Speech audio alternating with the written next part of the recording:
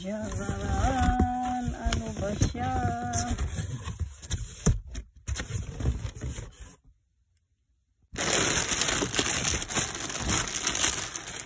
Ayan mga loves.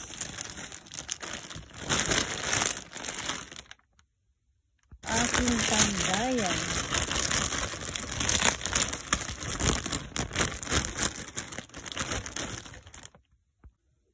Ayan siya mga loves. Tandayan ko yan. Kapag natutulog, ayan. Ano bang klaseng stop toy siya? Stop toys ang tawag nito sa atin sa Pinas, di ba?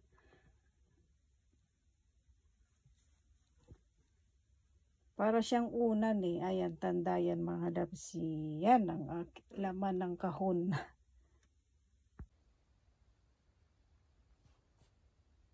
Ayan, meron siyang buntot. Ang aking bagong tandayan kapag natutulog.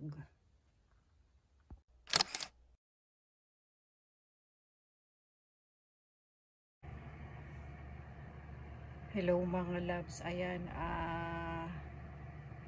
tignan natin kung ano ang gagamitin natin dito sa mga maleta na ito mga loves, dahil next week hindi ko alam kung matutuloy ba kami sa pagpunta namin sa sa Hokkaido, kasi nga yung bagyo dyan sa Pilipinas mga loves, diba alam nyo naman yan, andito na sa Japan, 2 bagyo yata yun, kaya nako, yung saktong pag-alis namin next week, kumbaga yung date ng namin, pag-alis namin papuntang Hokkaido, nako, siya naman yung pagdating ng bagyo. Diba, grabe. Ano pa kami na nakapag naayos na lahat, kumbaga may ticket na kami. Hindi namin ang sabi nga, hindi ko nga alam mga loves kung mag-aano pa ba ako, ang tawag nun, iaayos ko pa ba yung aming mga dalahin, kasi nga padating yung bagyo, mag-eroplano kami kasi doon nga sa kumbaga sa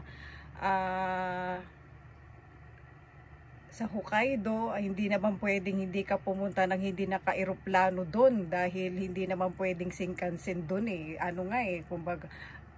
kumbaga ngayon ko nga lang din nalaman na hindi pala pwedeng hindi ka mag-eroplano, para siya kasing mga loves, kumbaga dyan sa atin sa Pilipinas parang Manila to Palawan ba, hindi pwedeng hindi ka talaga mag-eroplano, dahil kung lang ang sasakyan mo lang hanggang dun ka lang kailangan, kasi parang isla, para din kasing isla yung yung hindi naman siya yung isla talaga, meron naman talagang doon, kumbaga para din may city rin doon, kaso nga hindi ka makakarating doon nang hindi ka mag-eroplano, kumbaga.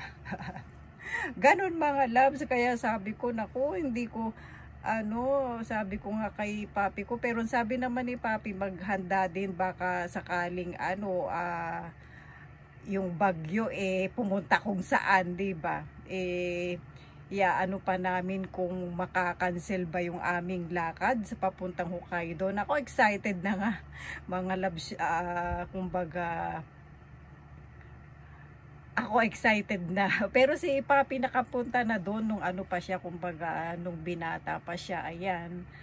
Syempre kumbaga sa tagal na rin na hindi natin hindi nakakaalis dito sa iyong lugar, syempre gusto mo din na mamasyal sa ibang lugar, di ba mga loves? Tapos kumbaga sabi ko, magdadala ako ng sombrero, baka kasi mainit. Sabay ganun Pero sabi naman ni papi, hindi naman daw gaanong kainitan doon sa Hokkaido, kasi yun nga yung kumbaga sa Hokkaido na lugar doon yung pinaka malamig dito sa Japan, ang lugar ng Hokkaido. Ayan, nakikita ninyo mga loves, nilabang ko nga ito kumbaga Itong sombrero na ito, mai-share ko sa inyo mga loves, is nabili ko to sa Ilocos Norte. Ayan, nung umuwi kami ng 2019, yan, dinala ko pa siya talaga dito sa sa Japan. Itong sombrero na ito.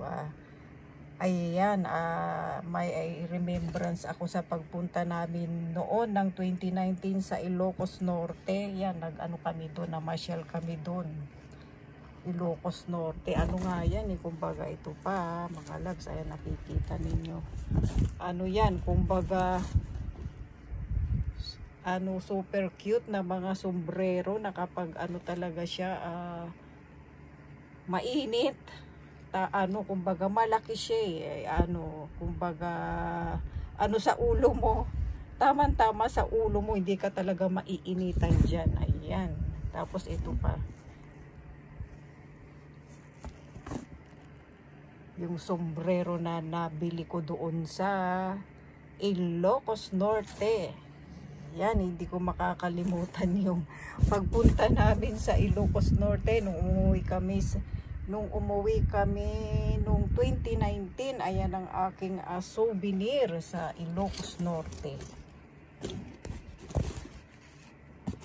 Ayan mga loves, ang mga sombrero.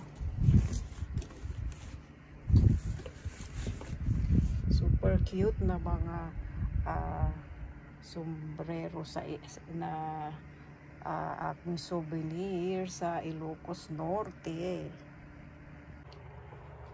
At tapos i-share ko sa inyo mga loves yung yung aking picture sa Thailand. Ayan, i-share ko sa inyo. Na-miss ko nang kumbaga pumunta sa ibang lugar. Hindi lang sa Hokkaido. Ayan, pangarap ko yung mag-around the world ba mga loves. Sabay ganun sana. Yung pangarap ko yun. Kung matutupad pa ba. Iyan yung aking napuntahan na. Ayan, nakita nyo naman sa mga video ko na diba, sa mga video ko yan, nagpunta kami dati sa sa Thailand. Ayan ang aking na-miss ko na nga pa. Sabi ko kailan pa kaya ulit ako kumbaga, hindi naman kumbaga maganda naman ng Thailand, sa ibang lugar naman, diba mga loves. Ayan ang kasama ko yung tawag nito, people ng beautiful girl ng Thailand. Ayan siya mga loves, diba? Super ganda ng ganda niya. Ayan, the beautiful girl ng Thailand. So ayan, yung pink na lalagyan na ng damit. Hindi ko na alam mga loves kung saan napunta yung nito. Kumbaga yung may pa yan siya. Ayan hanger. Kung saan napunta yung kanyang tawag nun? Susi. Naku.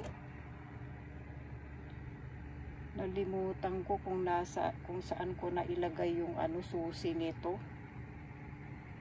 Ayan, nilagay ko yung kumbaga yung aming pajama, kasi kami dun mga loves kung matutuloy kung matutuloy kami, 4 days kami.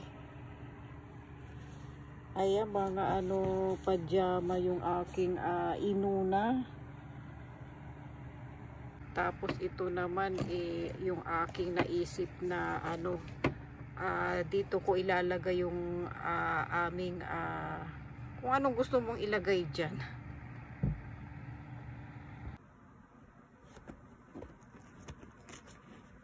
Jararan, ayan ang ating naisip na ilagay dyan, ang mga damit pang loob.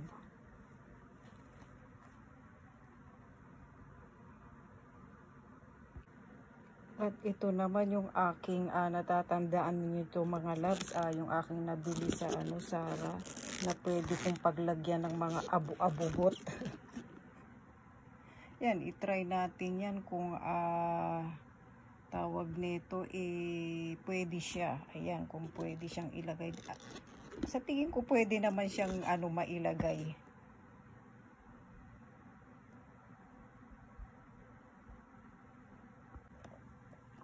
Ayan, na ilagay na natin yan. Meron pa nga siyang space na pwede pa siyang paglagyan ng kung anong gustong idagdag natin na dalihin. Ayan mga loves, yung aking dinagdag na perfume ng Daisy Marc Jacobs. Yan.